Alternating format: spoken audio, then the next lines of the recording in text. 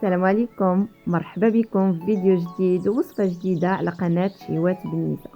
الاقتراح ديال اليوم ان شاء الله غادي نقدم لكم بسبوسة الليمون اللي تتجي لذيذة بزاف وتتجي على شكل تحلية.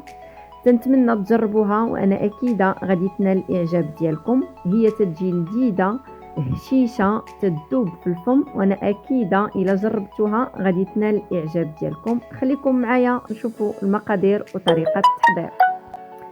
غادي نحتاج 2 بيضات بحراره المطبخ، 2 كيسان ديال السميده الرقيقه، 2 خميرات الحلوى، وحده سكر فاني، كاس الليمون، كاس سنيده، كاس الزيت مع مرش وقشور الليمون.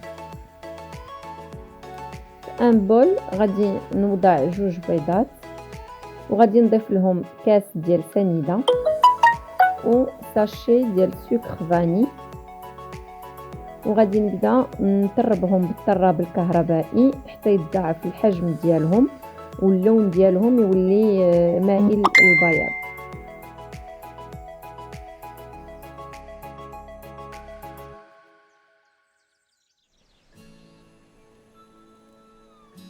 وغادي نضيف كاس الزيت مع مرش، كاس ديال الليمون وقشور ليمونه، وغادي نخلط كل شيء.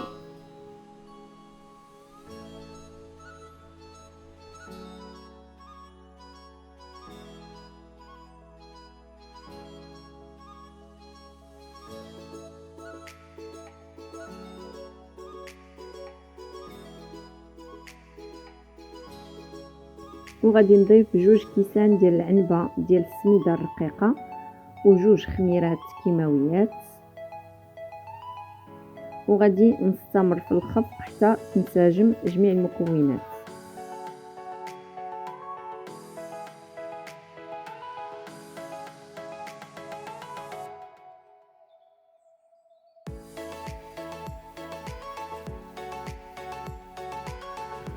من بعد غادي ناخذ لابلاك اللي غتدخل الفران بطبيعه الحال من بعد ما سخنت الفران على درجه حراره 180 درجه.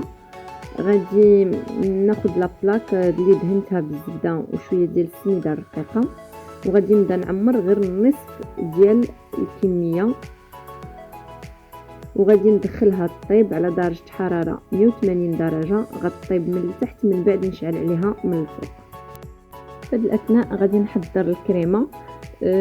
عندي 300 مليلتر ديال الحليب، ضفت لها 3 معالق كبار ديال سنيده، 1 سكر فاني، وانا تنخلط فيها على عافيه مهيله. من بعد غادي نضيف 4 المعالق ديال النشا، وغنستمر في التحريك على عافيه مهيله حتى تعقد معنا الكريمه.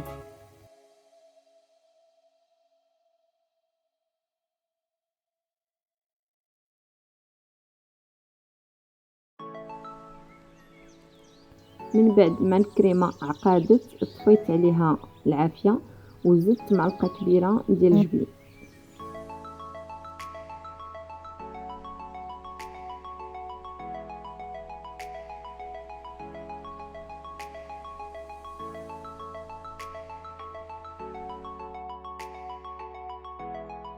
من بعد ما طابت النصف الاول او الطبقه الاولى ديال البسبوسه خرجتها وبديت تنعمر بالكريمه، تنعمرها هكذا كيف ما واضح في الصوره. ومن بعد غادي نضيف عليها الكميه المتبقيه ديال البسبوسه.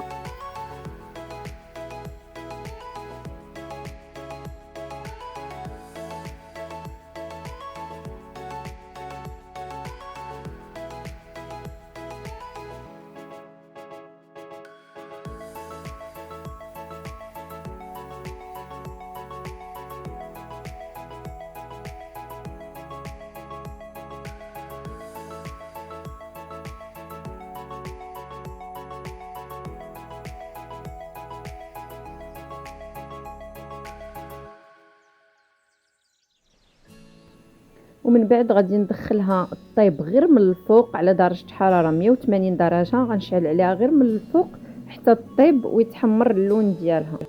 بالنسبة للقطر غادي نحتاج 2 كيسان كبار ديال الماء وكاس واحد ديال سنيدة وطريفة الحامض، وغنخليه على عافية مهيلة حتى يولي انسيو كيف ما واضح هكذا في الصورة. والبسبوسة راها طابت ليا وخرجتها.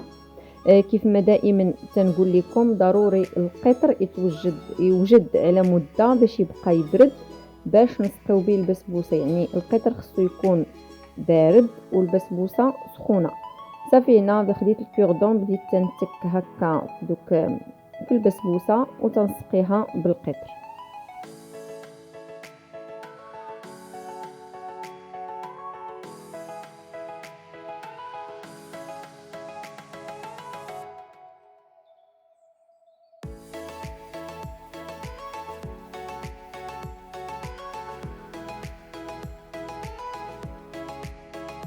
وهنا غادي نحضر الكريمه اللي غندهن بها وجه البسبوسه. غادي نحتاج كاس ديال الحليب، كاس ديال الليمون، 2 معالق كبار ديال سنيده، وانا تنحرك على عافيه متوسطه. وغادي نضيف ليها ساشي سكر فاني بطبيعه الحال مع التحريك. وغادي نضيف 2 معالق ديال لا كريم باتيسير.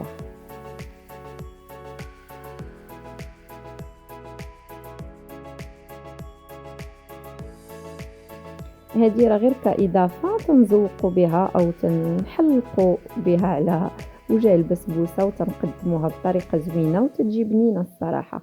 كيف ما يمكن لكم تكتفيو غير بداك سقيتوها بالقطر صافي تقدموها هكذاك، ولا التزيين تيبقى اختياري.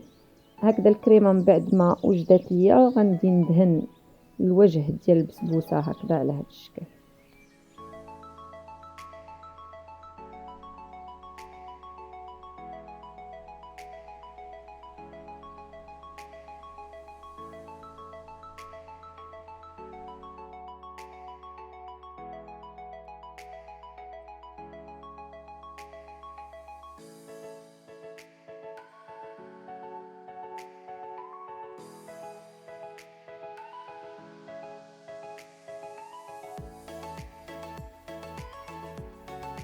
وهنا صافي بقى ليا غير نقدمها، زينتها بالكوك والليمون، وهذا هو الشكل ديالها. كيف ما قلت لكم قبل يعني دائما تبقى التزيين اختياري وعلى حساب ذوق كل واحد.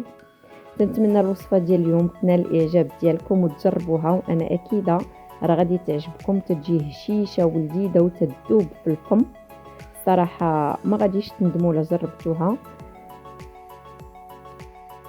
ولا عجبتكم الوصفه نتمنى تشاركوها مع الاصدقاء والاحباب ديالكم.